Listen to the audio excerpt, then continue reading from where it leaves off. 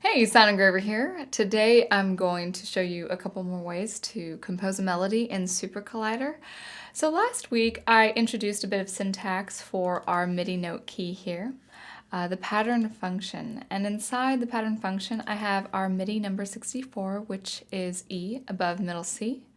And adding to this I have a scale, in this case a natural minor scale, and using degrees within this natural minor scale, SuperCollider will choose at random what to output in real time.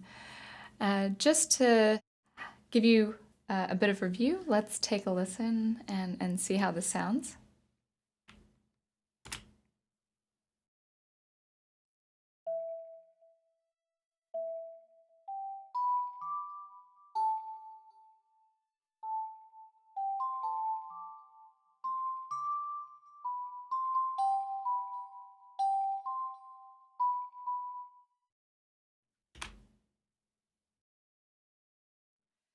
That actually was quite nice. It started on the tonic and it played the tonic again, so that was pretty solid for a melody. But usually this choose method would be random. So if you want less randomness, if you want less indeterminacy in your melodic progression and in your composing that melody, and you want more control, there are a couple ways of going about that. So we'll move on down to this block of code here. And for this MIDI note, I have a giant sequence that starts here and goes all the way down here. And within this Pseq, I have 4 rather large Pseqs at that. And inside each section here, I have 4 lines of syntax. This line running the sequence once before proceeding to the next line, and so on. And each of these sections are going to go through just once.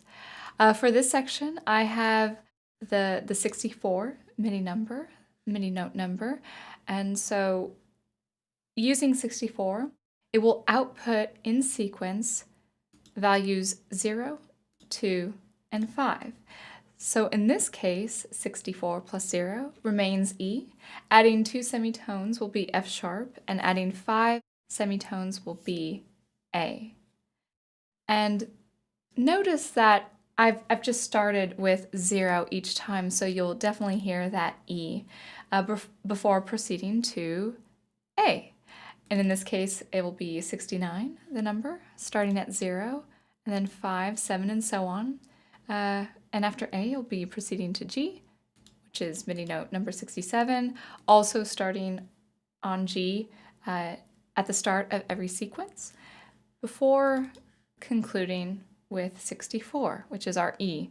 So let's have a listen here, and I'm going to go ahead and we'll go ahead and follow along with my cursor here as we go.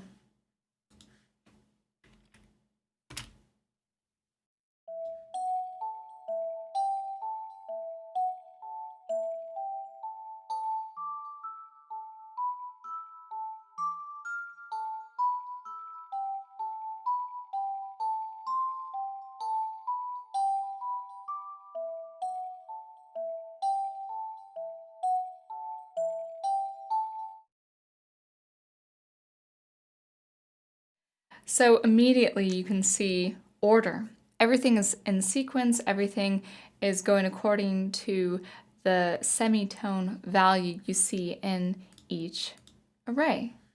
So that gives you a bit of order and control there.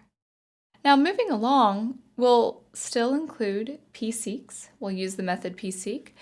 In this case, we will use Pseq with all the scale degrees. So much like before, we are using a rather large Pseq and 4 sections.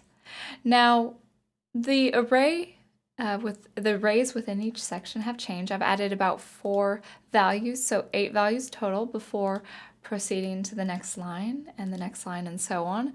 And over here, I have it notated E natural, and that is because I'm using all the values, these semitone values that are found within the E natural minor scale. So going ahead to the scale minor degrees here, SuperCollider will output this array, 0, 2, 3, 5, 7, 8, and so on. And I've included all these values, you know, mixed a little bit and repeated and so on. But all these values are included and there are no other numbers in between. Now for the A, I chose the Dorian mode. And I thought that would be appropriate because Dorian is the raised 6th degree. In this case with A, it would be F being the 6th degree, so it would be F sharp, which is appropriate for E minor. So going to Dorian, we have the following values outputted. There's not much of a change. It just goes from 8 semitones to 9 semitones. So instead of F, it would be that F sharp. And down here, I wanted to include a major for our little B section there. So changing it to major. We see a bit of a change. We go from 3 semitones to 4 semitones. So 3 being the minor third in the scale, 4 semitones is the major third. And we also change, we don't, well, from Dorian, we remain the same with 9 semitones, but it really would transfer over from 8 semitones to 9. And rather than the lowered 7th degree, we would have that nice leading tone. Except for this section, I preferred 10. I preferred that lower 7th degree and also our value 8. So the only thing I changed was the third, the value 3. In this case, it would be going from the minor third to the major third. And I'm going to go ahead and up the tempo just a little bit, and let's have a listen.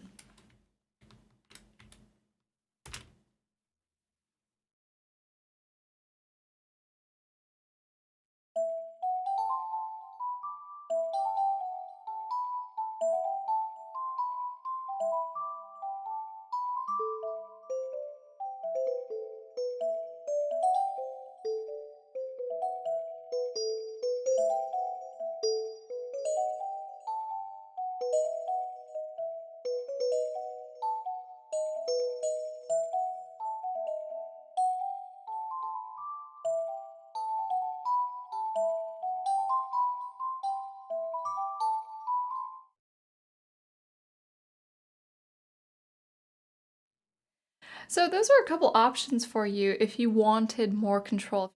I recommend for pattern, for the pattern list, you know, things like Pseq and prand and pshuff and all that. For more control, especially with either MIDI number values or semitone values, I highly recommend the Pseq method, and you can go as big as you need, and you can even be more specific for the dir key for, you know, rhythmic variance and all that, or rhythmic repetition. So hopefully that gives you some ideas. If you don't really prefer randomness, if you do prefer SuperCollider to output things running more in sequence, you have those options there. So until next time, thank you for watching and listening, and always be on the lookout every Thursday for some more sound experimentation in SuperCollider or Logic Pro, or as you can see here, a little bit of both, though you didn't really see Logic today, but you heard the instrument right here. Logic is doing that. So anyway, thank you so much for watching, and I will see you next time.